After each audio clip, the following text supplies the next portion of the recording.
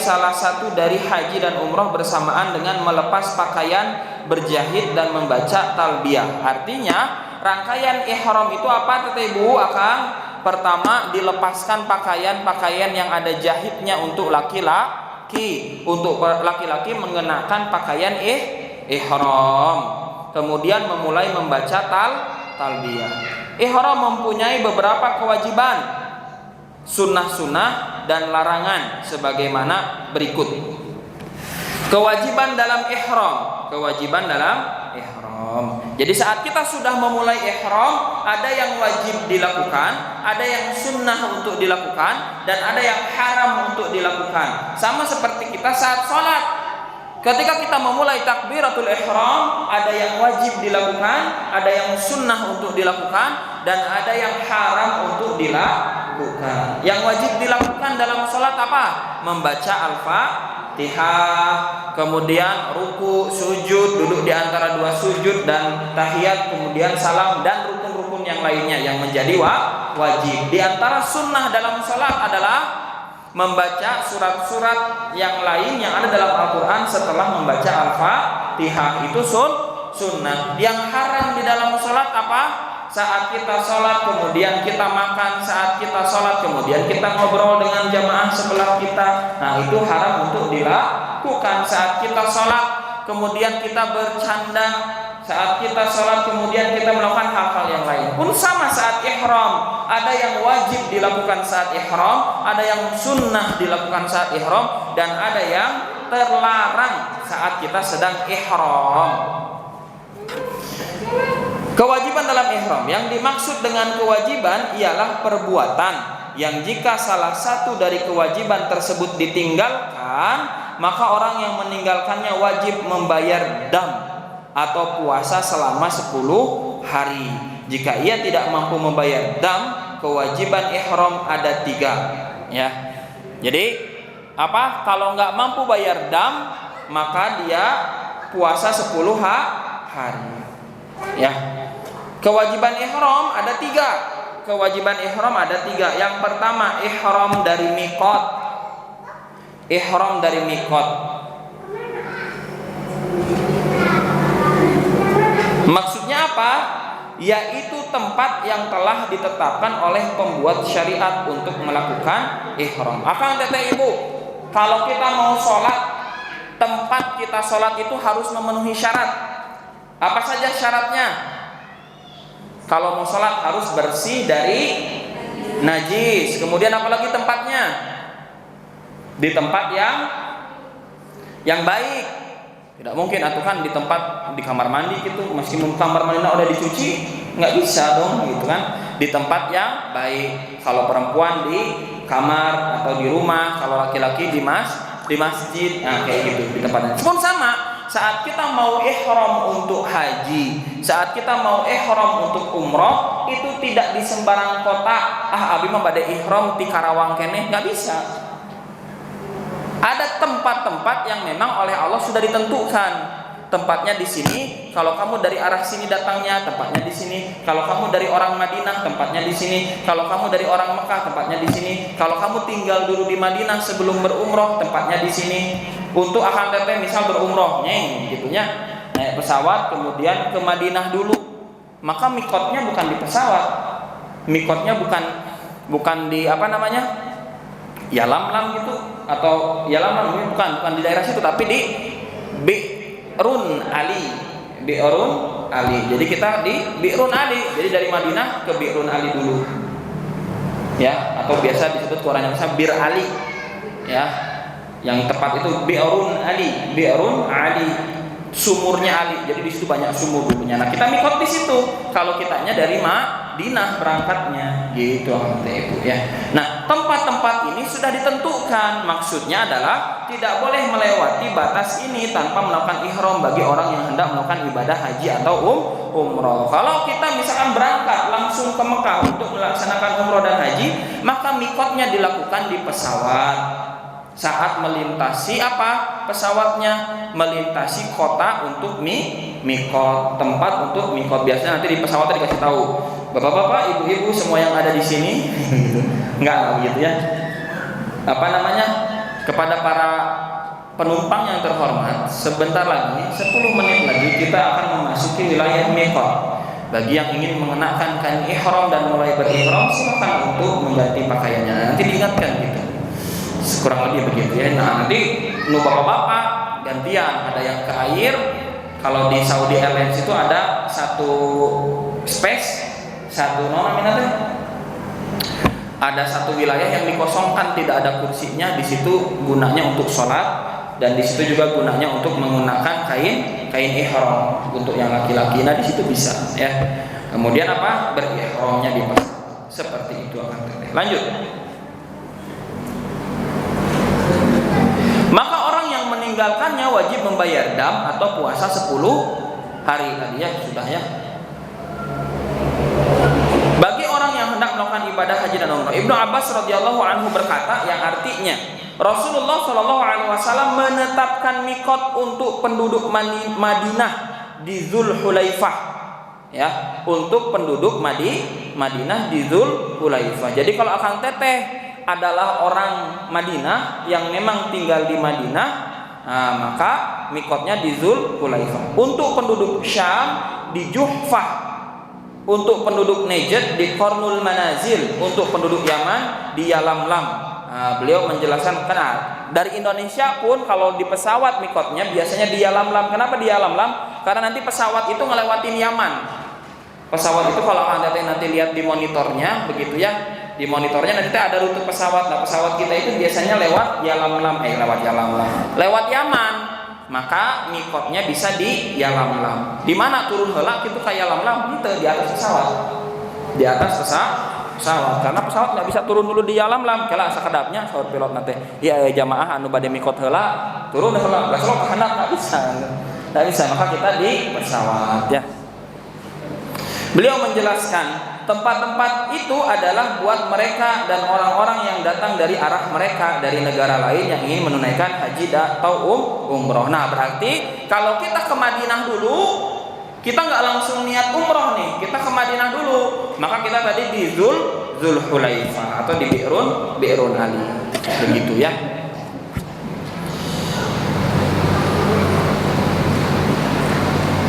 Sedangkan orang yang daerahnya lebih dekat dari daerah-daerah tersebut, maka tempat ihramnya dari daerahnya sendiri. Demikian juga penduduk Mekah membaca talbiyah untuk melakukan ihram dari Mekah ya.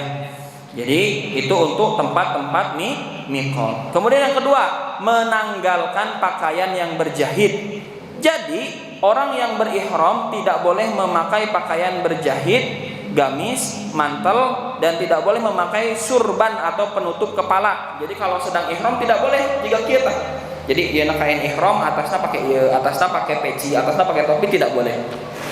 Ya, jadi biarkan ubun-ubun kita terkena sengat matahari, biarkan langsung terkena air hujan. Untuk laki-laki. Untuk perempuan mah pakai pakaian biasa we. Dan tidak boleh memakai surban atau menutup kepalanya dengan apapun. Sebagaimana pula tidak boleh memakai khuf dan sepatu. Cek. Ya, ini berdasarkan sabda Nabi SAW. Orang yang berihram tidak boleh mengenakan baju, surban, celana, mantel, dan khuf kecuali seorang yang tidak memiliki sepasang sendal. Maka dia boleh mengenakan sepasang khuf. Khuf teh apa ya khuf teh? Khuf itu seperti kaos kaki tapi bahannya dari kulit. Nah, kayak gitu ya.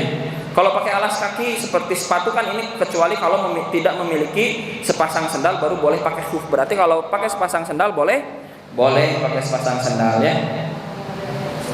Ya.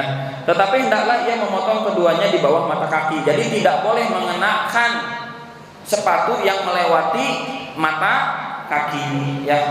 Tapi tidak enakan pakai sendal kan ya, enakan pakai sendal.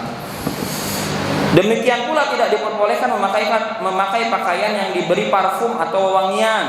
Untuk wanita tidak diperbolehkan menutup muka dan memakai sarung tangan. Jadi yang pakai cadar kalau saat ihram itu tidak boleh pakai penutup wajah. Masker kumaha Kang? Tidak boleh. Jadi udah dibuka saja begitu ya. Kemudian tidak boleh juga bagi perempuan memakai sarung tangan. Ini berdasarkan hadis riwayat Al-Bukhari yang melarang hal itu. Jadi akan kata ibu, pertama tadi apa? Mikot itu ada tempatnya. Dan di tempat itulah kita mulai menanggalkan pakaian yang berjahit untuk laki-laki dan mengenakan pakaian ihram. Simpel akan tetapi nggak ribet. Sama sekali tidak ribet. Yang tiga, talbiyah, yaitu mengucapkan labbaik Allahumma labbaik, labbaik la syarika laka labbaik, innal hamda wan ni'mata laka wal mulk la syarika lak. Saya memenuhi panggilanmu ya Allah, saya memenuhi panggilanmu, saya memenuhi panggilanmu. Tidak ada sekutu bagimu, saya memenuhi panggilanmu. Sesungguhnya segala puji, kenikmatan dan kerajaan adalah milikmu, tiada sekutu bagimu. Itu akan itu ya artinya. Orang yang berihram membaca talbiyah ketika memulai ihram, yaitu ketika di miqat sebelum melewatinya. Disunahkan mengulanginya dan membacanya dengan mengeraskan suara, serta selalu membacanya di setiap kesempatan. Jadi memperbanyak membaca talbiyah. Baik ketika singgah, naik kendaraan, hendak melaksanakan sholat, selesai sholat, atau bertemu rombongan. Habis hilap tadi anggo.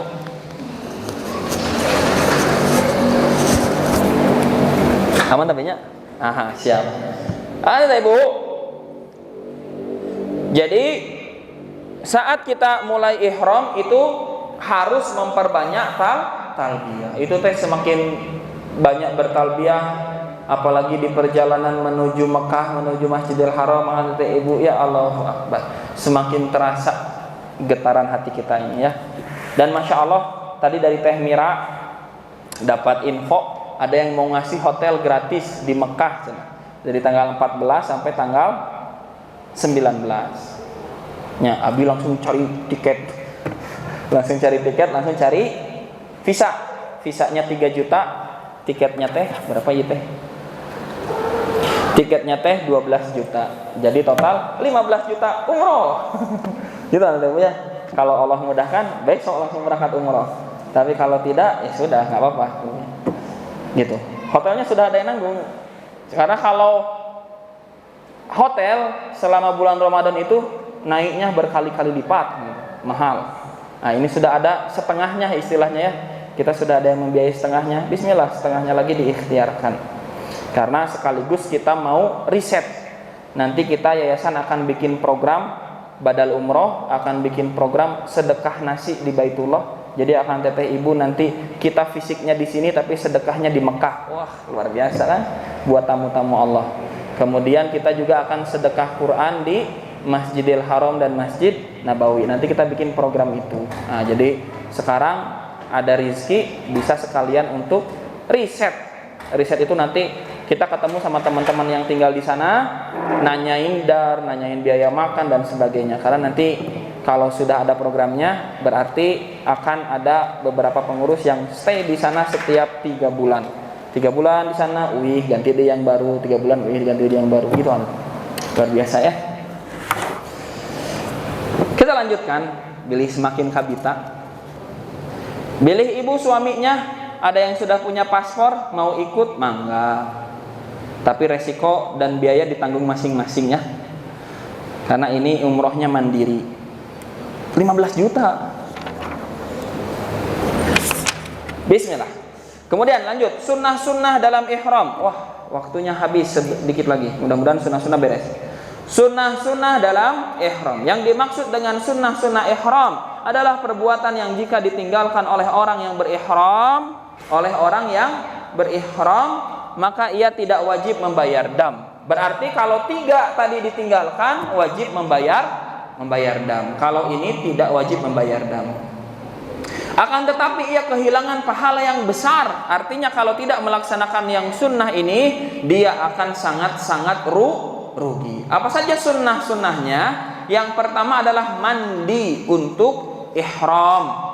Meskipun bagi wanita yang sedang nifas atau haid, karena istri Abu Bakar radhiyallahu anhu pernah melahirkan, padahal ia sedang berniat haji. Lalu Rasulullah SAW memerintahkannya untuk mandi. Jadi sebelum mengenakan pakaian ihram itu mandi.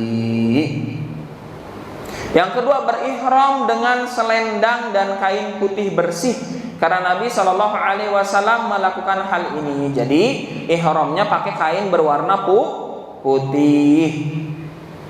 Jadi sekarang akan teteh ibu ya, kalau akan teteh ibu umroh seperti di kita, kain ihramnya ada sablon berwarna biru untuk identitas, itu tidak ada masalah. Kan yang tidak boleh ada jahitan. Kalau putih bersih pun ini hitungannya sunnah. Ada yang lebih urgen apa? Kalau dengan adanya sablonan nama travel itu lebih urgen, sehingga kalau kita tidak bawa identitas apapun, sablonan itulah yang menjadi identitas di kain ihram kita. Maka ini lebih urgen. Apalagi kalau yang sepuh-sepuh, ada ibu Abi kemarin terakhir ada jamaah nyasar dari jam 3 baru ketemunya Isya.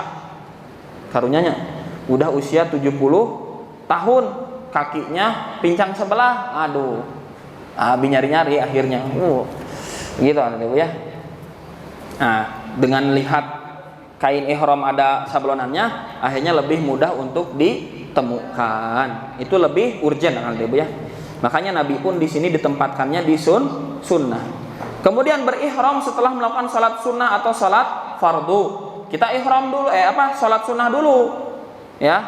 Salat sunnah setelah berihram atau sebelum berihram. Salat fardu juga kalau bisa. Yang keempat, sebelumnya memotong kuku, mencukur kumis, mencabut bulu ketiak, dan mencukur bulu kemaluan, karena Nabi SAW melakukan hal itu. Jadi sebelum mulai ihram, potong kukunya akan teteh ibu. Sebelum mulai ihram, karena nanti di dalam ihram dilarang memotong kuku, mencukur kumis dilarang, mencabut bulu ketiak dilarang, dan memakai atau mencukur bulu kemaluan itu dilarang saat ihram. Tapi sebelum ihram justru disunnahkan. Yang kelima, mengulang-ulang dan membaca talbiyah setiap kali mengalami kondisi baru. Misalnya naik kendaraan, turun dari kendaraan, selesai sholat, sebelum sholat. Hal ini berdasarkan sabda Nabi SAW, man labba hatta taghruba syamsu amsa maghfuran lahu. Barang siapa yang bertalbiyah sampai matahari terbit, maka ia memasuki waktu sore dalam keadaan diampuni dosanya.